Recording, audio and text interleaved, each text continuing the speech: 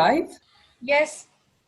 Yeah, fantastic. Okay, yes. Hello, everybody. As we see people signing up, joining and registering, I just want to take this opportunity to welcome all of you to today's very exciting info session and webinar on fostering EU-India collaboration in digital transformation and building an EU VC Connect, for Indian startups. I want to also welcome our speakers and panelists for today. We have, got Alison Burkett from the European Commission's DG Connect India desk to join us today, and also Mr. Ajay Garg from the Ministry of Electronics and Information Technology, Government of India.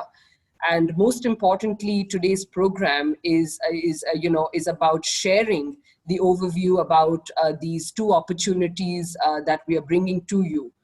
Many of you today joining us from Europe and India have been actively working on Europe-India technology and innovation collaboration. Many of the European member states are planning lots of programs now in digital transformation. And especially this makes so much sense in these difficult, challenging COVID times when we need to see a lot more happening digitally. And this is now becoming the new normal, that we function virtually. And look how we are all meeting today, not in Europe or in India, or here on a virtual platform. So while we do all of this, connecting bringing European technologies to India, taking Indian technologies to Europe, all of us are working on this two-way mobility to help our startups, SMEs, investors, corporates, the whole ecosystem. But today, I'm really, really excited to share that, we have partnered with NASSCOM to do two very specific things. So while it's all good to have a broad agenda and plan things, at a higher level, we all need to, at some point, get to the brass tacks. I mean, we can't do everything all the time, but what we want to bring to you today is two very, very specific opportunities, which NASSCOM is bringing to Europe, where on one hand, we want to connect Indian digital solutions to European businesses for digital transformation. And secondly, to also build a platform to bring together European VCs, that could look at a curated pipeline of Indian startups, of top-class Indian startups that they could invest in. So the important thing here is that this is a very specific program. It's focused on real business, real revenues. And we want to do this in the most efficient way to benefit all of the stakeholders, but at the end of the day, for the socio-economic development of both Europe and India at the same time, working together as partners. So, with these welcoming words and basic introduction, I want to hand over to our lead from NASSCOM, Mr. Gagan Sabharwal, who's the Senior Director of Global Trade Development, to share more about, these programs. Over to you, Gagan. Thank you. Thank you, Lena. A very warm welcome to all our colleagues who are joining in from Europe. Some of you are also joining in from India. So we warm welcome to all of you. And I must also thank our colleagues from government, both the European Commission as well as Ministry of IT and Electronics. So we have Ms. Alison Burkett from the DG Connect. She looks after the India desk. And my old friend and colleague from Ministry of IT, Mr. Ajay Garg, Dr. Ajay Garg, sorry. And, he's actually heading the innovation portfolio as well as startups within MIT, besides wearing different other hats, and contributing to the benefit of the Indian IT industry. So just give me 1 second. I have a presentation deck that I'm trying to load. So let me know if you can see that slide. No, hang on.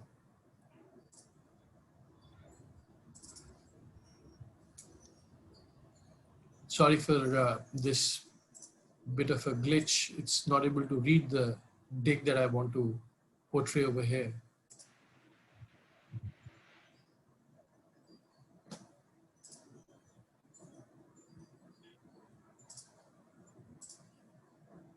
Renuka, for some reason, it's not allowing me to share my screen.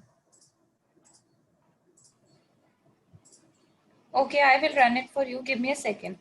Hang on. Let me know if you see it now. Yes, we can. Okay, wonderful. Sorry for that brief glitch. It's not in the presentation mode. Is it now? Yes, we can hear. Yeah. Okay. Thank you. So sorry for that, few seconds delay.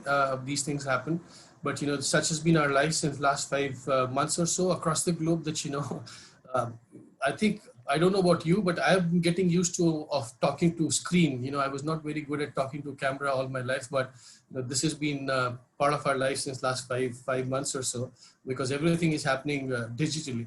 So as Lena suggested, and we've been working these things out with both MITI as well as European Commission over the last couple of years.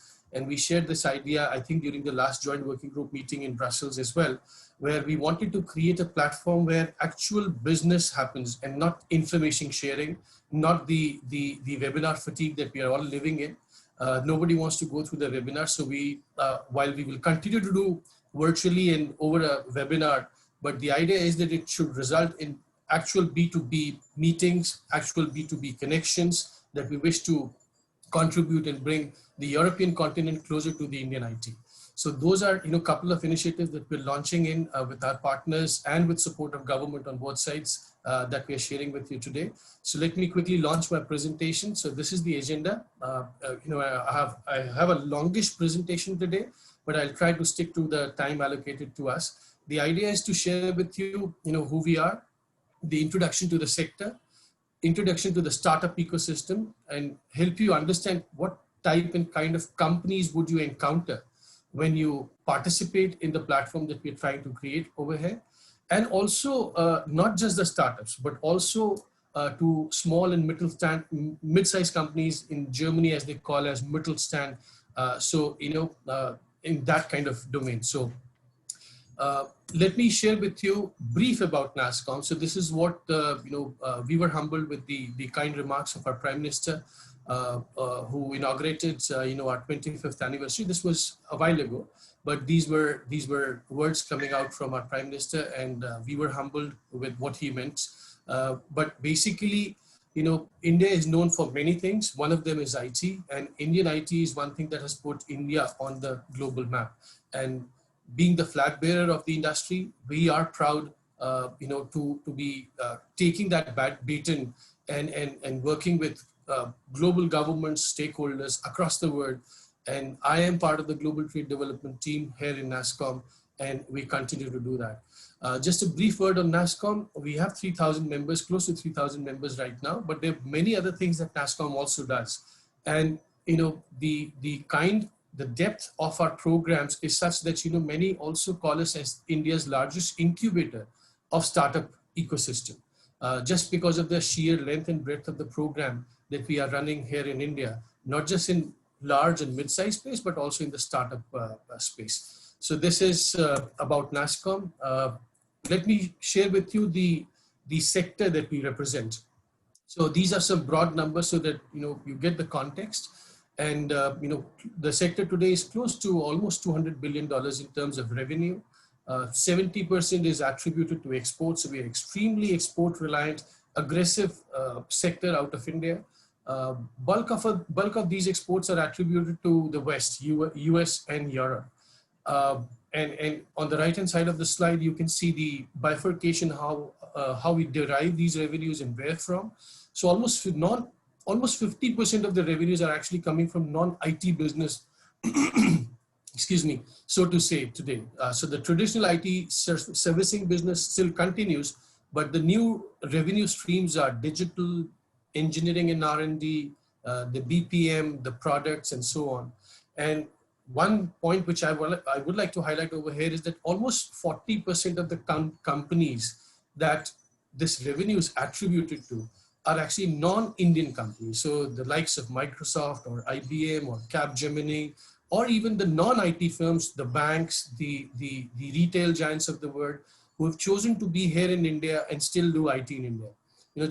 One reference that comes to my mind is that 20 years ago, if somebody told you, if you were a CIO, that, I'm planning to do some IT out of India, people would call you crazy. And today we live in an era where, if some CIO says I'm doing IT, but I'm not doing IT out of India, people call him crazy, that you must be crazy. So those are the times that, how we've seen this sector change and evolve over a period of time. This is broadly the contribution that the sector contributes towards the Indian GDP. Our contribution is close to almost 8+% at the moment in terms of GDP. And our services exports share is close to about 50% in India's services business basket. We today are still the #1, global sourcing destination, almost with 55% share.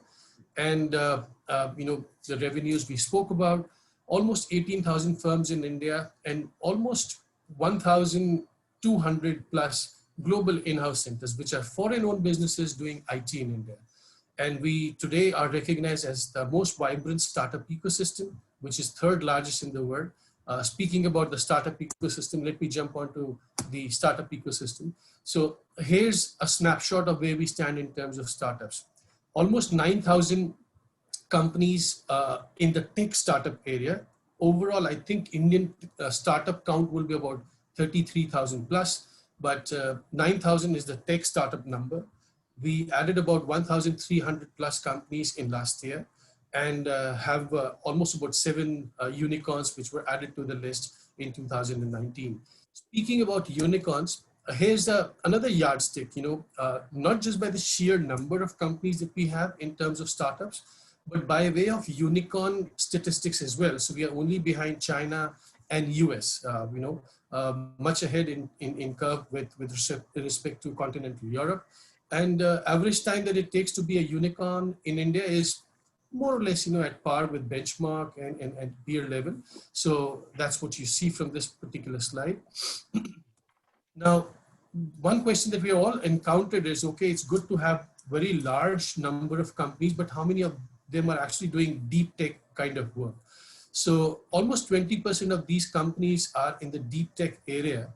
So to say, artificial intelligence, IoT, big data, blockchain, and so on.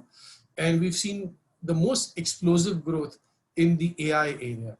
Almost 60-67% is the figure in last 5 years. So most of these companies are doing deep tech work, and many of them are trying to solve some very basic and very pertinent social issues that plague Indian economy and still making money. So that's a good thing to do. In terms of valuation now, how these companies stack up. So almost 21% is the share of the unicorns that we have at the moment. Another 24% is attributed to Series C plus kind of companies who have not yet become unicorns. Some call them sunicorns in India. And about 40% is attributed to Series A and onwards. So you would see that, almost 70% of the cumulative valuation of startup is attributed to Series A and beyond. And on the right-hand side of the screen, you see some of the companies who have become unicorns. Some of them are so-called sunicorns and getting there. In terms of funding, last year was great. We received almost $4+ billion worth of funding. Most of this funding was coming in from US because of our linkages with Silicon Valley, and also from Asia, Japan, as well as China, which were betting big and betting really big on the Indian startup scene. And we've seen, much of that money come in from the Asian giants. And that was the reason that prompted us, working with government on our side and on the Japanese side. We started this journey. I'll share with you about, our Asian journey, but what is the future potential outlook that we have for the startups? So today we are in 2020. After 5 years, we suspect there will be almost 100 startups that will become unicorn. And the cumulative valuation that they will command will be in the region of almost $400 billion. So there's some serious money that is to be made over here.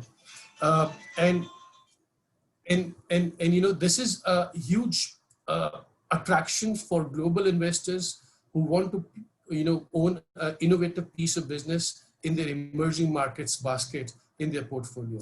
And this is why, because Japan and China from Asian side were pouring in money, we launched this program first with Japan almost a year ago. So we launched this program with Japan, VC Connect program, where we are now connecting the investors from Japan, and they are connected with Indian startup community in the Corona pandemic time.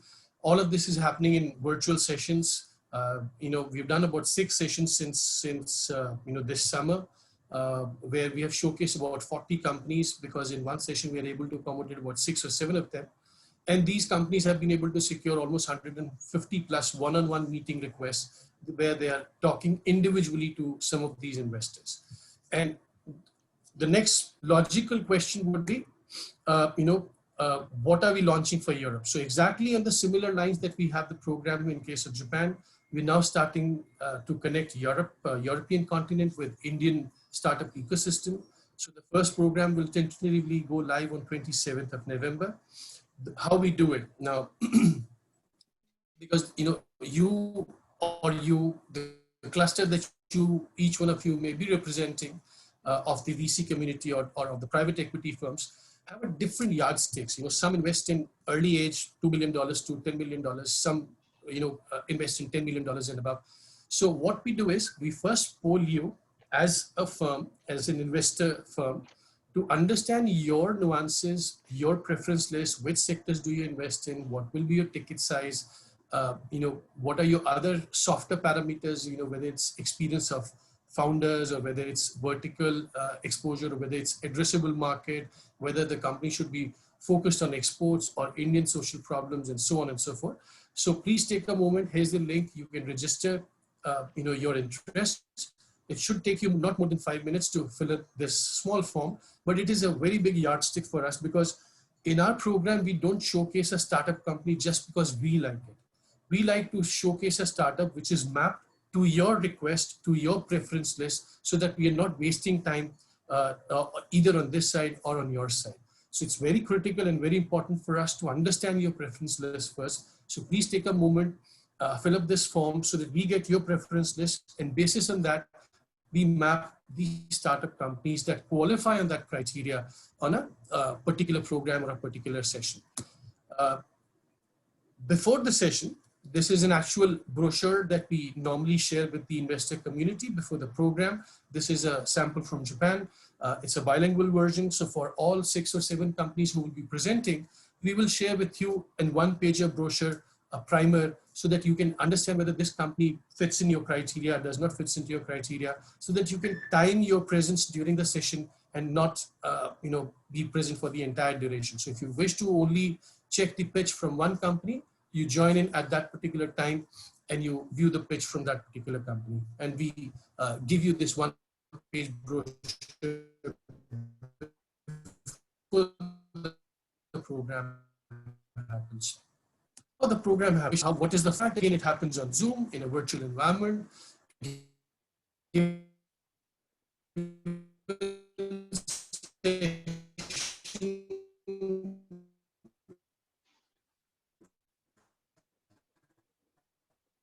We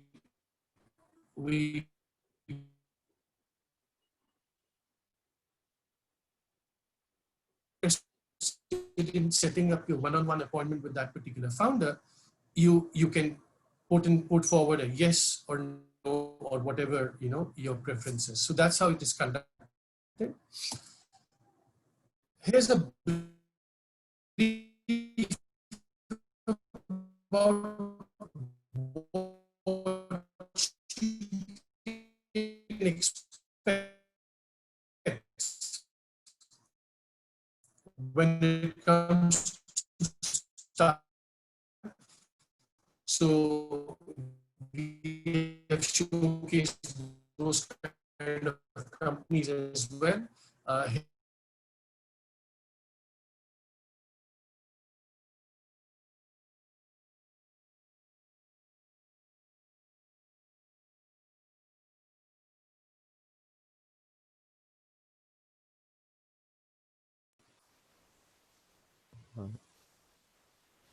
Gagan, I think we suddenly lost you, not able to hear you very clearly.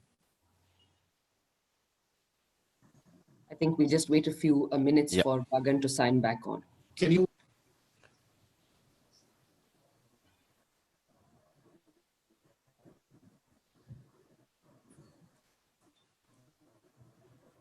Can you guys hear me or see me? Not very clearly. We can Yes, see. Gagan, but we can see you now, but you're not audible properly.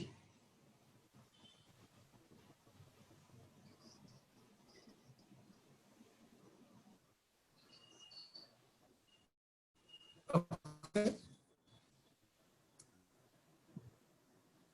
Never happened. Let me.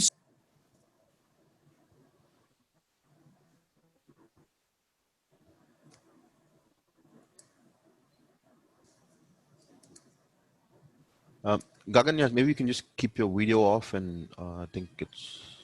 Can you hear me now? Yeah, we can hear you better now. I think if you Okay. just keep the video off, we should be Yes, able to yes, hear. yes, for sure. Yeah. So, okay. If you don't hear me well, then let me know. And sorry for this, folks. Apologies, but I was where I left was in case you're looking at space launch vehicle programs, a startup that does that. So we showcase some of those companies in our Japanese pitching area. Another area would be of interest is agri-tech, because India is still very much an agrarian economy. And this company in particular is India's first seed-to-plate aggregator of sorts in the agri-tech area. So whether it's about farmers and helping them do the predictive planting, harvesting, and getting their products to the market, all handled through the platform that they have developed. So this is on the agri-tech side. Another case in point would be Fresho Cards. This company again helps you do inputs by way of plantation, etc. Provides you with advisory about the forecast, the soil monitoring, etc. And looks after the output and then helps you with the insurance while you take it to the market. This company particularly was able to forge an alliance with another firm in Japan through our efforts, and they are currently working with them in a partnership mode. The company in Japan was Sagri that has partnered with them. Another case in point is e-commerce. This is one thing, which some of the Japanese friends told me. Now, this is very intriguing. This company that you see is calling themselves as Alibaba of India.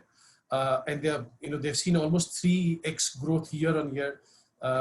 They've been able to have actually about 10 times growth in this pandemic era because of medical supplies and so on. But one of the Japanese friends told me that my question to them was that why is it that you guys have so much of fancy for Indian e-commerce company? And his response was, my friend, that you have such a large market that even if you are a company which is number 10 in ranking, you still have a potential to be the next unicorn in a very short span of time. So you don't need to be the Amazons of the world. So hence we are looking for, between 5 to 10 who are good bets to make that money. So, that's some insight by our Japanese investors. Another case in point is fintech area. In case, this is a company that helps you get a mortgage loan, home loan with a, all digitized platform. Using your smartphones, you are able to secure a home loan at a very reasonable, processing time and processing fee. And while their solution is quite complex, from the slide that it may probably look like, but no paper-based handling, so it's all digitized, and with few clicks of or taps on your smartphones, you are able to access home loan. And here's a simple case study that they shared with us. So it could be they normally target the rural area where people still are living in not so good-looking homes or comfortable homes. So the loan amount could be less than $10,000, and the EMI could be $80, and so then you see the change, before and after. So how they're causing that social change in the lives of many of these folks with a small tap on the smartphone in case they're looking for a new home or a better home. So these are companies who are making money but also causing huge social change in lives of thousands and millions of people. So these are good ideas to bet on.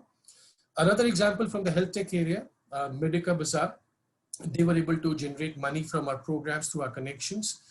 So they're one-stop shop on the medical side or the healthcare side, where they connect, on the buyer community side would be the hospitals, the medical centers, the clinics, the doctors, and on the seller side, it's the pharmaceutical companies, consumables companies, devices companies, and so on. So they're one-stop shop for many of these folks, and they are helping them in procurement. So, this company has been doing wonderful, especially in this pandemic era.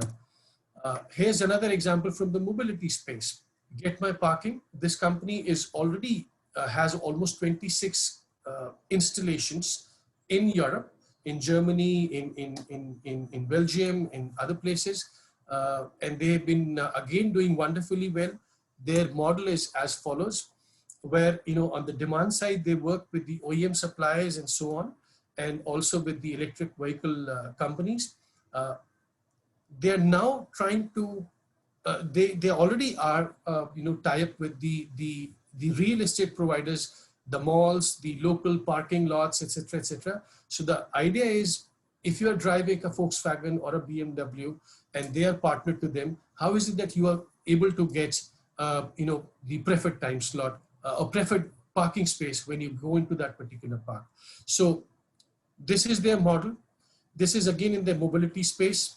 This company currently has a monopoly at the moment in the EV charging business and is currently garnering many eyeballs from global investors at the moment. So these are some ideas. And this is the outcome on your screen that we have at the moment. Some of these names who have been showcased in front of Japanese investors. Many of them have been able to raise capital through our efforts. So this is about the program on the VC community side.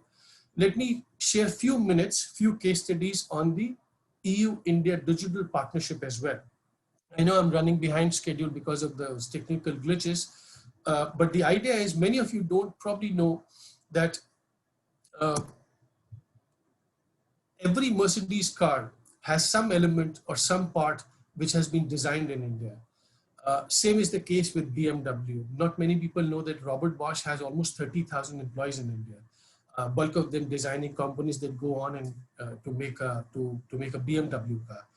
But these are the another mega trends which we are living with because of COVID. The world is embracing the digital trends, the digital technologies. The way we are meeting today is another example. So this is how businesses are doing business these days. Another mega trend which is currently overseen, which was happening, is specifically in the auto vertical. In 4 years ago, there was 35% of the cost was attributed to software and rest to the hardware in case of a car production. In next couple of years, this software ratio will go to almost 60%. Another example in point would be Tesla. I don't know whether you call Tesla a software company or a research company or a automobile manufacturer, because almost 75% of their cost is actually on the software side and not on the hardware side. So these are some mega trends which are happening. So software is becoming the core, and that's why we have outlined this theme for the European Union, so to say, that we believe that Europe is extremely good on the manufacturing, precision manufacturing side, in India on the software side. So we wish to create a platform where we can collaborate together in a co-create mode and develop products and solutions for the global market. So this is our theme for partnership. Some of the case studies that I would like to showcase over here is this one, which is already deployed in Europe, not from a large Indian company, but a mid-size or maybe a small company. So, how do you maintain compliance, using technology, so cameras, etc. So a worker cannot enter the shop floor or the production floor unless until you are in the right gear. So people are using technologies to do that. A similar case study would be in the outside arena where you have to oversee a lot of railway tracks, transmission lines. How do you use drones technology and be able to map where the leakages are or where the handling issues are? So this is one example. On the Industry 4.0 side, Here's a platform that has been created by India's largest company, which is TCS, where you can, by employing their platform, you can save 10% of your energy bill. Another example on the Industry 4.0 side would be from a small to mid-sized company, would be on the manufacturing analytics, industrial IoT. So these are the themes that we are promoting.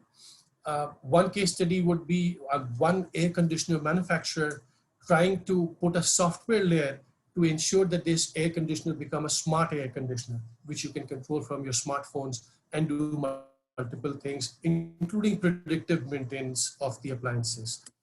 ER&D, engineering and R&D is one key thing where, as I mentioned, precision hardware from Europe and software from India. This is the way, this is the theme that we would like to take forward. So Europe is extremely good on the rotating equipment side and robots and so on. And the only thing that controls this hardware is the software. So many of Indian companies are forming those partnerships with the OEM providers from Europe and trying to work things out in a co-create mode. Here's another case study from the turbine mainframe. How do you reduce the weight of the turbine? Here's one other case study. The other one would be on the aviation side, engineering again. How do you design or redesign aircraft engines, which help you make them less noisier, reduce carbon emissions, and make you comfortable, help you do comfortable journeys. So these are some ideas. In case you are a company looking to partner with an Indian company, then we are launching this program on 18th of November, where a large company, for example, TCS, will work things out with Rolls-Royce. But if you are a small company or a middle-stand company from Europe and you're looking to find a right partner in India, then please use this platform where you can register, give us your request, and we will try and find the right partner for you. We are doing similar program next week, next Tuesday, with our partners in Switzerland. The format is as follows. There are about 10-15 companies that join in from the EU side, about 20-30 from Indian side. This is one-on-one mapping that we do in this format. So we create virtual rooms where a European company will be able to meet with an Indian company in one-on-one setup in a virtual environment and still have a meaningful discussion. So this is a brief format. I rest my case over here, and I look forward to receiving you either in the VC Connect session or in the business matching session, in case you're looking to partner with a mid-sized company. So thank you very much, and my apologies for running late because of the technical glitches, but we'll keep the Q&A for a later. Yeah. Thank you. Thank you so much, Gagan. So thank you for your presentation. So next we have Ms. Alison Brickett from the International Unit of DG Connect from the European Commission. She's been with the European Commission for more than 2 decades now and spent most of the time involved in a range of different activities focused on information and society policy. And she's currently heading the sector handling EU relationships with emerging economies like India. So Alison, please, could you give us your comments and your thoughts as well? Okay, I think I've unmuted. That's just the key thing. So thanks very much to NASSCOM and GBI for setting up this event. Greetings to Dr. Ajay Garg from METI and to all who are on this call today. Thanks to Harsha and Lena and also to Gagan from NASSCOM for this really excellent presentation, which I immediately want a copy of in order to be able to circulate it to colleagues in DG Connect and to have more discussion about. I've been asked to say a few words, but I'll try to keep it short because I think that others on the call may want to ask questions or get clarification.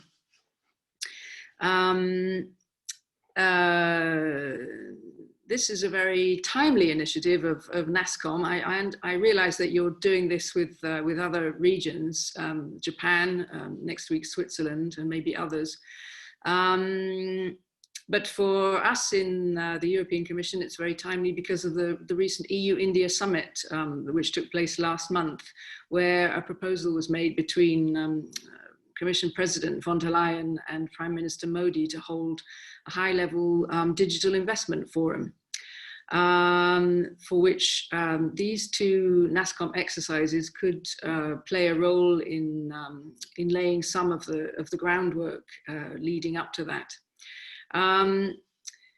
And we're very glad that GBI has been chosen by NASSCOM as their partner to implement this because GBI is the Bangalore node of the EU's Enterprise Europe network. The recent EU-India summit, I should note, also resulted in several other concrete activities in the digital field besides a forum on investment, and notably the setting up of a joint task force on artificial intelligence, which is about to get under development by Niti Aayog and the European Commission. And also another summit deliverable was the upgrading of the EU-India joint working group on ICTs, which has taken place every 1 or 2 years over, I think, almost 20 years. And this joint working group is co-chaired by the METI and by DG Connect, and closely involves the Department of Telecommunications, the DOT. And it's allowed us to build very close ties in the regulatory and policy field of ICT at the EU level, and to conduct concrete and operational cooperation in the area of digital policy. And of course, it's complemented by dialogues on similar topics by India and some of the EU member states also. And this joint working group, I should add, is prefaced always by a meeting between industry from both sides, because of course it's really important for the authorities to get industry input. And those discussions are led by Digital Europe on the European side, and of course by NASSCOM on the Indian side. That joint working group covers all kinds of digital areas of joint interest, ranging from standardization through 5G, data governance, data privacy, high performance computing, and so on. Extremely wide range. Anything can be on the agenda if it's of interest to both sides. I should perhaps note the general context, since you've given me a speaking slot, which is to say that the EU's share in foreign investment inflows to India more than doubled to 18% in the last 10 years or so, making the EU the first foreign investor in India. And across all sectors, some 6,000 European companies are present in India, providing directly or indirectly millions of jobs. The EU is, of course, India's largest trading partner, accounting for about 80 billion worth of trade in goods in 2019, or 11% of Indian total trade. So that's on a par with the US and almost just ahead of China. And for trade in services, which is of course the area which we're mostly talking about now, the EU is, the figures have increased from 22 billion euros in 2015 to about 30 billion in 2018. So that's a very fast growing sector. In terms of useful contacts for NASSCOM and GBI, I believe that Digital Europe was planning at least to be on this video conference today, and is listening with great interest. I should just mention, perhaps for others on the VC, that Digital Europe's membership includes most of Europe's and the world's leading companies in digital innovation, and companies who promote and use, who produce, manufacture, and also use digital technologies. And it has over 70 corporate members. Many of them are European headquartered companies, but of course it also includes many of the world's digital related multinationals from US, Japan, China, Korea, also India. I think Tata is the Digital Europe member. I also want to mention that the private capital representative group called Invest Europe was not able to participate today, but is interested to know more about these NASSCOM initiatives. It's one of the largest associations of private capital providers, representing Europe's private equity, venture capital, and also infrastructure investment firms. Their aim in Brussels is actually to raise the profile of private equity and video and VCs in Europe. But they could be a very interesting source of contacts and ideas for GBI and for NASSCOM. So we're very happy to pass on the contacts that we have there with Invest Europe, and they are interested to be in touch.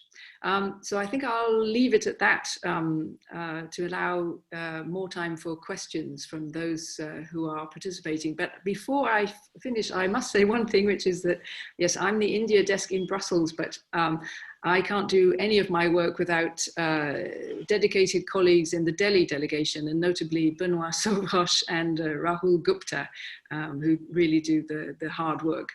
So thanks for that opportunity to speak. Thank you so much, Alison. Thank you so much for your inputs, and we'll definitely reach out to you for those connects with Digital Europe and Invest Europe as well.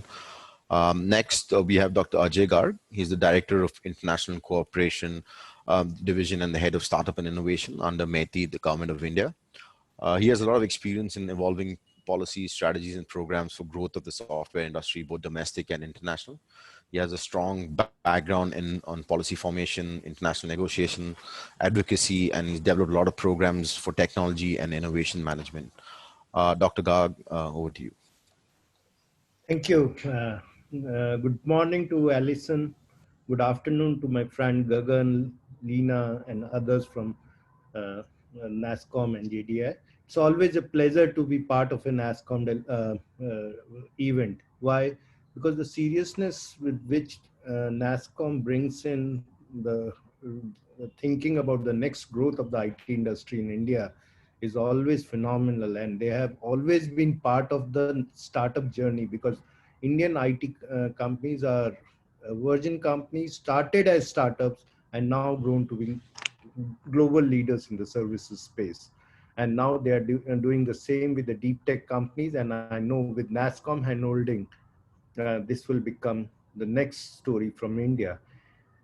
Let me start off that India-EU partnership, which Alison gave the numbers and which talked about in great length, has always been an important parameter for not only for the bilateral trade to happen between the two countries, but it guides the global processes, because they, being the two most mature democracies globally, have a lot of responsibility on a rule-based global trade. And this has become even more important because during the recent times and accelerated by the COVID or the pandemic, the trusted value chains have become an issue of concern, and India and EU, because of very open, robust, transparent processes, have the lot to give to the society as a whole in terms of the trusted value chains. It also is important that India EU partners today, because in the global space, when the digital space is increasing from a top 1.5 billion to solving problems for all sectors of economy, which Gagan talked about in great length, showcasing the startups, the partnership between the technology leaders and in the Indian startup ecosystem, which makes frugal, low-cost solutions touching the problems of all sectors of economy, doing social transformation, now creates a digital market for the whole 7.5 billion global population. And that's important. That creates the next journey of one. It is not important to note that India created far more unicorns than Europe. It's because India being a very, very large market, and that's also one of the key factors in which very strong startup companies from Europe will find a foothold in India, and investors will find an opportunity to invest in India, because the growth journey of an Indian startup will be much faster as compared to many smaller geographies around the world. Let me also try to explain that what India provides. India provides one of the strongest startup ecosystem, as ecosystem nurtured by more than 500 incubators, both from the private and the public sectors. Government coming out strongly in support of the startups, both in terms of incentives and tax breaks, and in terms of providing that the basic infrastructure and ecosystem to support. The NASSCOM 10,000 startup program from the private sector and the Mighty Startup Hub are in close contact with each other to create one of the strongest tech startup ecosystems around the country. One of the irritants which India-Europe digital trade had was about the cross-border data flows. And I think with GDPR in place in Europe and India coming out with the Data Protection Act soon, this irritant will no longer be there, and we will actually work towards creating a strong digital partnership that is required not only for the growth of the two geographies, but which will actually create a much better world for tomorrow. I think it is a great opportunity which NASSCOM and GDI has created. We commit our complete support from the government to the program, and we hope that this will show a much faster, accelerated partnership between India and Europe for the future. I wish them all the best and hope that the Indian startups find a lot many investors from Europe, and the vice versa is also true. And I invite the European startups to come forward, uh, be the part of this platform, and we will provide you every access to the Indian ecosystem that is possible, whether housed in a incubator, whether connected, want to connect to investors in India or the markets in India. You are as big a part of our story as our own startups. Thank you once more for this opportunity. Thank you so much, sir, for your inputs and your endorsement of the Indian ecosystem and the our program. If anybody has any questions, either feel free to use the Q&A module, or if you have any questions, you can raise your hands and then we can unmute you as well, and you can ask your questions. There was one question asked by Akanksha. Akanksha, yes, we will be sharing the registration links. Yeah, I think Gagan's already sharing it in the chat, but we'll also share the presentation, which will include the links as well as the links as well.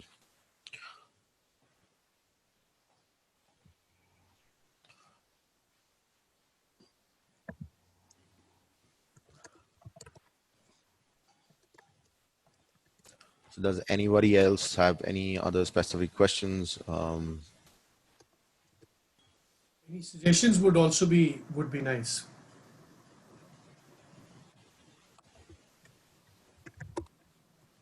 Oh, Akanksha says she was interested in Swiss session. You know, I think we've closed registration for the session already, because we need to do the mapping.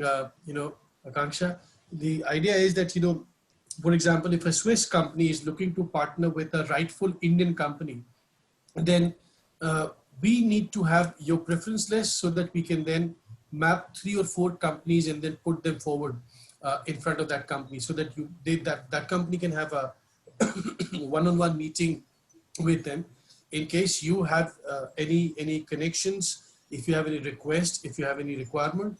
Then I think the next session will be happening on 18th of November tentatively, and we've shared that registration link with you. So in some sessions, so you can call them as a co-create session, where, you know, we are connecting Indian company with a European company in case they wish to partner with each other. So there's one VC session, there's one co-create session. Wherever you have requests, I've just put in those registration links on the chat section. Should not take you more than 4 minutes or 5 minutes by your watch, just to fill in a small form, but it will give us a sense, you know, what you're looking at. And accordingly, then we can map either the startup or small to mid-sized company as per your, you know, request.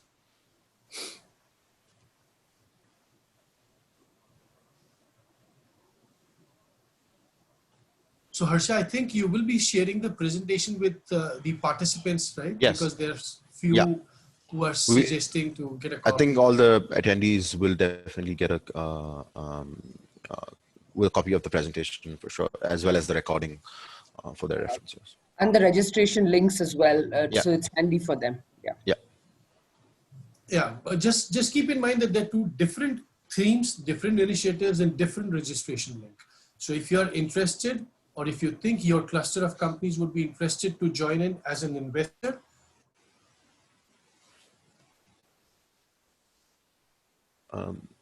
Gagan, Sad, you've... under co-create model, then it's a different link. Yeah.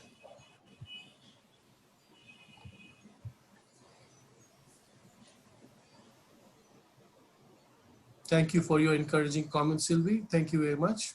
We look forward to having Cambridge Clean Tech. I wonder if I can ask Gagan a question. Please, by all means. You mentioned in your presentation that this was an exercise that has also been conducted with Japan. I was just wondering if it's been done elsewhere in Asia besides Japan, whether the structure that you used for Japan was the same as the structure that you're proposing for the European version, and also whether it's been done also in the US. No, so that's an excellent question. Thank you for asking, Alison. We are currently launching the similar program after Japan with Europe, with South Korea, and with Singapore.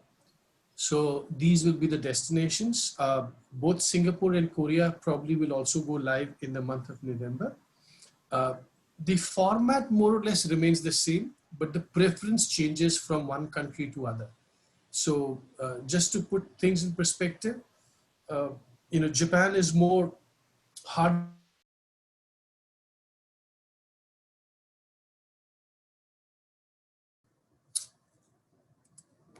In case of Singapore, Singapore could be more on the fintech sector, because they're extremely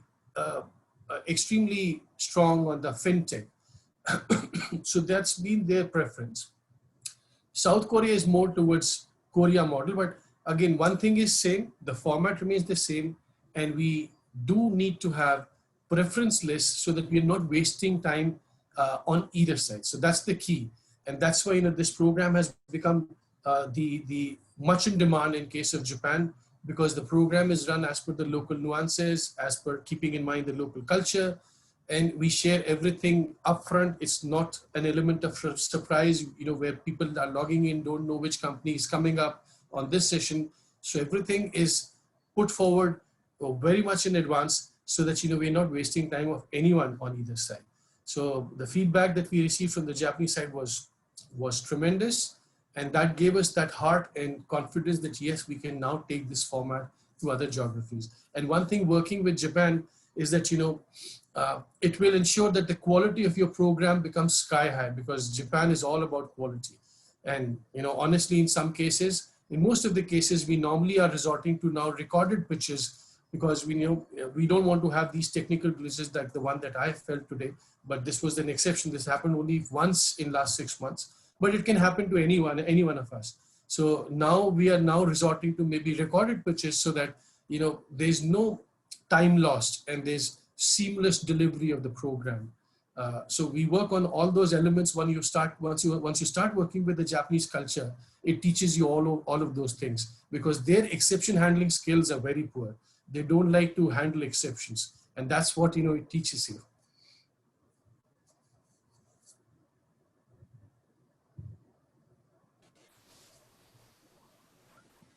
Thanks, Gagan. Yeah, does anybody else have any more questions or comments or suggestions?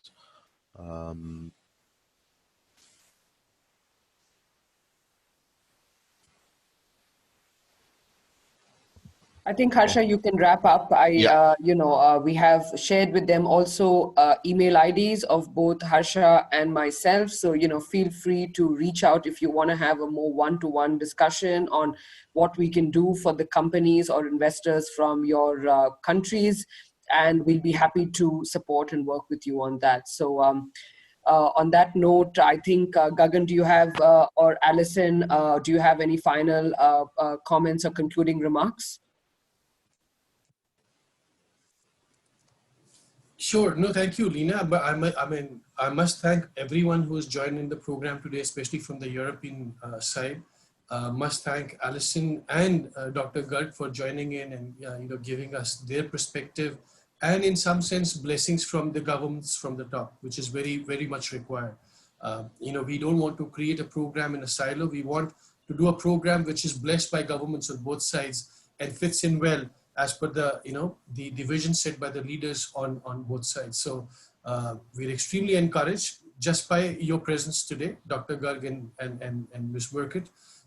We will continue to involve you in subsequent editions and programs as we roll them out. But thanks a lot for joining in today. It gives us it means a lot to us, and it gives a great deal of encouragement to move ahead with these two initiatives with your support. So thank you very much, both of you, and thank you everyone who has joined in today. In case you have questions, you have contact details of all of us, registration link, etc. But Harsha or Renuka, you can reach out to them. So that's where we rest our case today. Thank you again for joining me. So over to you, Harsha. So thank you so much, everybody. Thank you, Alison, again for joining in. And we will definitely reach out to you to get the connects. And yes, Barry, we got your contact details as well. We'll reach out to you for the European Digital Europe platform as well. Super, thank you. This has been really exciting. It's been a very good interaction, and we look forward. This is just the beginning, and we're looking forward to really building those, business opportunities for both sides, both Europe and India. Thank you so much, everybody, and have a lovely, lovely day or afternoon going forward. Wonderful. Bye-bye. Thank you. Bye-bye.